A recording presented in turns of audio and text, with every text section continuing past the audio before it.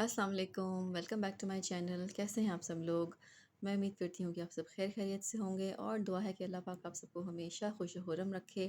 और अभी मैंने आपको दिखाया एक खूबसूरत सा सनराइज़, सुबह सवेरे का टाइम है और यहाँ पर बहुत से बर्ड्स बैठे हुए हैं। ये हमारे घर के पीछे फुटबॉल ग्राउंड है। यहाँ पे ये लोग चिड़ियों को सुबह के टाइम दाना वगैरह, दालें वगैरह डालते हैं, साथ पानी भी पड़ा होता है। सो अभी चिड़ियाँ खाना ही खा रही थी, अपना दाना खा रही थी कि मैं यहाँ पर आ गई, तो अब वो पीछे हो गई हैं। सो जनाब, अब हम चलते हैं नीचे ताकि चिड़ियाँ भी अपना नाश्ता कर लें और चलिए नीचे चलते हैं। अच्छा जी, तो आज मैं आपके साथ रेसिपी शेयर करूँगी होममेड देसी घी बनाने की, कि मैं देसी घी कैसे बनाती हूँ। और ये सारी कुछ एक्टिविटीज़ हैं जो कि आज सारा दिन में मैंने की हैं। थोड़ी ग्रॉसरी की, थोड़े घर के काम किए, थोड़े बच्चों के काम किए।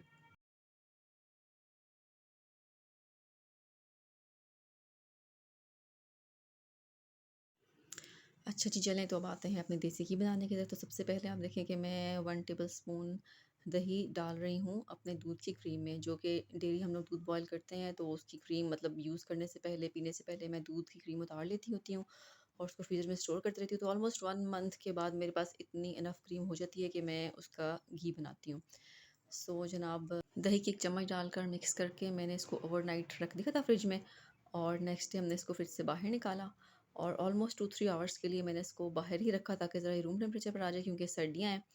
तो जब ये रूम टेम्परेचर पर आ गया तो मैंने इसको विस्क करना स्टार्ट किया और बस इसको विस्क करते रहेंगे ऑलमोस्ट 15 टू 20 मिनट्स तक हमने इसको विस्क करना है।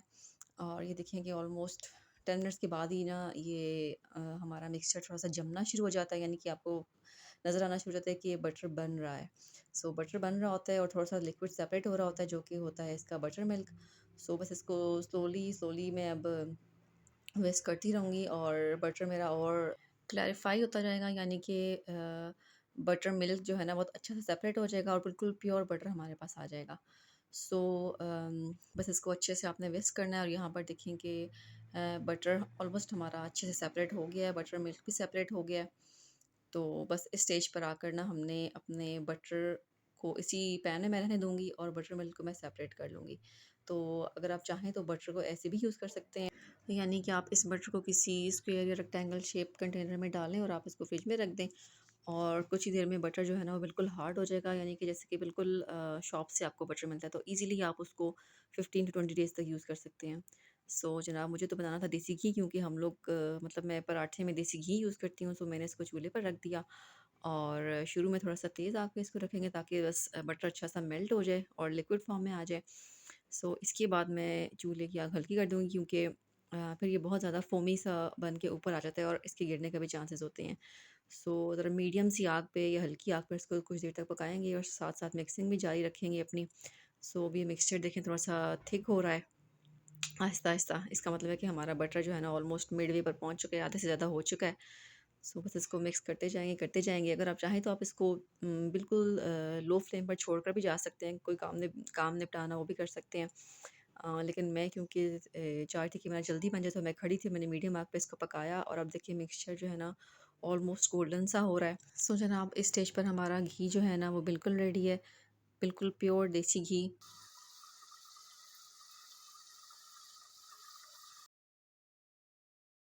अच्छा जी, तो अब हम अपने देसी घी को पोर कर लेंगे, स्ट्रेनर रखेंगे और स्ट्रेनर से इसको स्ट्रेन कर लेंगे। और वैसे तो मैं एक स्टील कंटेनर में, एयर टाइट कंटेनर में इसको सेव करती हूँ, लेकिन क्योंकि आप लोगों को दिखाना था तो मैं इसलिए ये ग्लास कंटेनर में, ग्लास जार सा है, ग्लास बोल में इसको मैं सेव कर रही हूँ। तो देखिए माशाल्लाह कितना गोल्डन सा हमारा बिल्कुल प्योर होममेड देसी घी बन के रेडी है। इसकी खुशबू भी बहुत मज़े की है और बिलीव मी ये टेस्ट में भी बहुत मज़े का होता है, मीठा-मीठा सा होता है। तो हमारा बटर मिल्क भी बन गया। और ये जो बटर मिल्क है ये कभी-कभी पैनकेक्स में और कभी केक बनाने में मैं यूज़ कर लेती हूँ।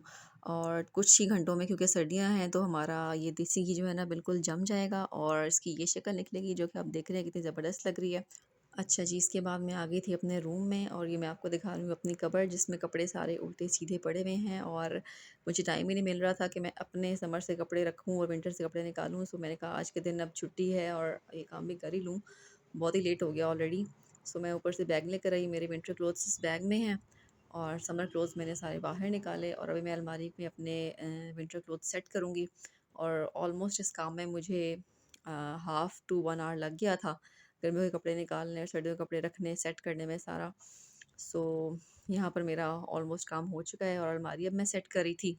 ये बैग मैंने कर दिया क्लोज़ और ये देखिए अब मेरी कबर्ड की कुछ हालत सेट हुई है। सर्दियों के कपड़े अब मैं रख चुकी हूँ अपने नीचे। मेरे हस्बैंड के कपड़े हैं, इनके कपड़े भी मैंने सेट करके रखे, अपने भी रखे। और यहाँ पर ये हैं मेरे छोटू अलमीर साहब जो कि मामा की हेल्प करना चाह रहे थे कि मामा मैं बैग लेकर ऊपर जाता हूँ।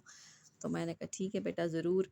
और कमरे में फ़िलहाल काफ़ी मेस बना हुआ है क्योंकि कुछ कपड़े जो कि नहीं रखने वाले थे, कुछ जिनकी सेटिंग नहीं बन रही थी, वो भी टेबल्स पर इधर-उधर बिखरे पड़े हैं। अच्छा जी, तो इतने में हो चुका था ऑलमोस्ट शाम का टाइम और बच्चों को लग रही थी भूख, तो मैंने कहा चलो जी, भूख में से नूडल्स से अच्छा और क्या हो सकता है। सो मेरे पास फ्रोज़न वेजिटेबल्स अब मोस्टली पड़ी होती हैं, तो मैं अक्सर क्या करती हूँ कि फ्रोज़न वेजिटेबल्स को निकाल कर उसी पानी में थोड़ी देर ऑलमोस्ट 5 मिनट्स के लिए मैं बॉयल कर लेती हूँ और जब ऑलमोस्ट हाफ़ डन हो जाती हैं, तो फिर मैं नूडल्स ऐड कर लेती हूँ। सो वैसे तो आपको पता है कि नूडल्स जो है ना जंक फूड में ही आता है, लेकिन इमरजेंसी में इससे अच्छा ऑप्शन और कोई नहीं होता। और साथ अगर आप वेजेस ऐड कर दें तो दिल की तसल्ली के लिए कि चलो जी वेजिटेबल्स थोड़ी ऐड हो गई हैं, थोड़े से हेल्दी हो गए हैं।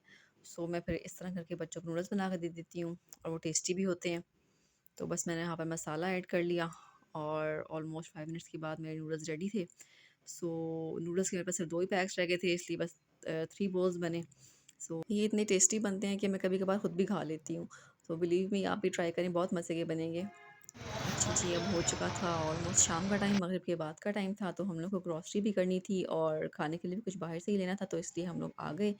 ग्रीन वैली में अक्सर हम लोग ग्रॉसरी करते हैं, तो बच्चों ने क्योंकि याद था इनको नूडल्स ख़त्म हुए हैं, तो नूडल्स पे रुक गए और बिस्किट्स वगैरह और सारा कुछ जो चाहिए था ग्रॉसरी वगैरह हमने की। और बच्चे यहाँ बहुत शौक से आते हैं। और मुझे कुछ चाहिए थे, डिओड्रेंट्स वगैरह चाहिए थे, मैंने वो लिए। और बस जनाब अब हम लोग जा रहे हैं काउंटर की तरफ। और अक्सर आपने देखा होगा कि ऐसी जगहों पे ना या कैश काउंटर पे या एंट्रेंस पे इन लोगों ने इतनी अट्रैक्टिव आई कैचिंग चीज़ें रखी होती हैं कि आपका दिल ना करते हुए भी आप उन पे आ जाता है और आप लेने पर मजबूर हो जाते हैं। सो मैंने भी इनमें से एक उठा लिया। अच्छा जी, बस अब बिल करवा रहे हैं और यहाँ बच्चे रख रहे हैं अपना ग्रॉसरीज ट्रॉली में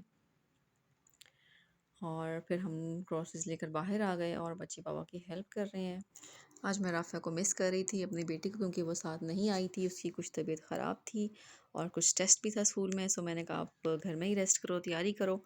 और बस हमने रास्ते में घर घर जाते हुए एक और जगह स्टॉप लगाया, ये थी ड्राई फ्रूट्स की शॉप। यहाँ पर भी हम लोग अक्सर आते होते हैं क्योंकि सर्दियों में आपको पता है ड्राई फ्रूट्स खाना कितना इंपॉर्टेंट है। और मेरी कोशिश होती है कि ख़ुद भी खाऊं और बच्चों को भी मैं डेली ज़रूर दूं। अगर मैं इनको वैसे नहीं देती, मतलब दिन की रूटीन में, तो मैं अक्सर इनको लंच बॉक्सेस में डाल देती हूँ। सो यहाँ पर ड्राई फ्रूट्स की काफ़ी वैरायटी होती है और बहुत अच्छे साफ़ सुथरे ड्राई फ्रूट्स होते हैं यहाँ के। तो अच्छा जी, ये देखें, ये मैंने फ्लावर वाज़ ले लिया था और मैंने इसको बहुत एहतियात से अपने पास ही मैंने अपनी गोद में रख लिया था और हाथ में पकड़ा हुआ था क्योंकि मैंने कहा कि अगर मैं डिग्गी में रखूँगी तो इसके टूटने के चांसेस हैं। सो मैंने इसको हाथ में ही पकड़ लिया। अच्छा जी, बस अब हम आ गए थे घर और ग्रॉसरीज़ वगैरह मैं सँभाल रही थी और मैंने कहा कि आपको मज़े की चीज़ दिखाती हूँ। ये देखें, ये ड्राई फ्रूट शॉप से बच्चों ने लिए हैं, ये चॉकलेट मार्बल्स होते हैं और बच्चों के साथ-साथ मुझे भी ये बहुत पसंद है। अच्छा जी, तो रास्ते में वापसी पर हम लोगों ने पिज़्ज़ा ऑर्डर कर लिया था और जब हम लोग घर पहुँचे तो पिज़्ज़ा भी साथ ही डिलीवर हो गया था। सो ये वाला लेफ़्ट वाला है हवाईयन पिज़्ज़ा, जो कि मुझे बहुत पसंद है और ये राइट साइड वाला है creamy chicken pizza with extra cheese और ये बच्चों को बहुत पसंद है। सो बस हम लोग दोनों की चॉइस का ख़्याल रखते हैं, बच्चों का भी, बड़ों का भी। सो इसी के साथ मैं अपना व्लॉग एंड करती हूँ। दुआओं में याद रखिएगा और वीडियो अच्छी लगी तो लाइक एंड शेयर ज़रूर कीजिएगा और जिन लोगों ने अभी तक चैनल को सब्सक्राइब नहीं किया वो जल्दी से कर दें। ओके, अल्लाह हाफ़िज़।